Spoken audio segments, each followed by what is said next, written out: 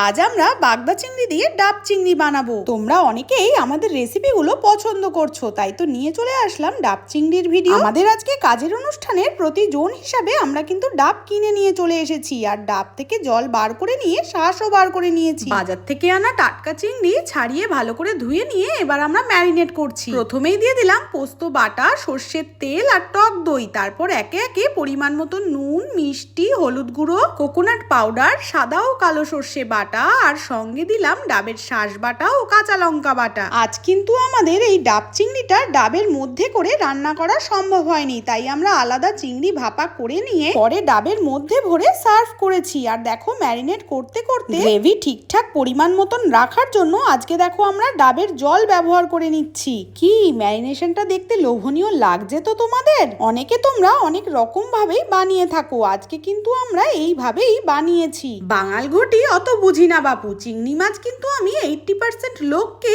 খুব পছন্দ সহকারে খেতে দেখেছি, শুধুমাত্র যাদের অ্যালার্জি থাকে তাদের বাদ দিয়ে। এবার ম্যারিনেশনটা ডাবের মধ্যে ঢুকিয়ে দিয়ে ডাবের মুখ সিল করে গ্যাসের আগুনে বা কাঠের আগুনে রান্না করতে পারো। আমরা ওপর থেকে কিছুটা সর্ষে তেল দিয়ে গ্যাসের আগুনে প্রথমে হাই ফ্লেমে ও তারপরে লো ফ্লেমে করে ঢাকনা দিয়ে ঢেকে দিয়ে রান্না করে নিয়েছি। আর দেখো তো আজকে আমাদের ডাব চিংড়ি ভাপাটা দেখতে কেমন লাগছে। আজকের রেসিপিটা ভালো লাগলে তোমরা আমাদের পেজটি ফলো করে আর চ্যানেলটি সাবস্ক্রাইব করে অবশ্যই পাশে থেকো।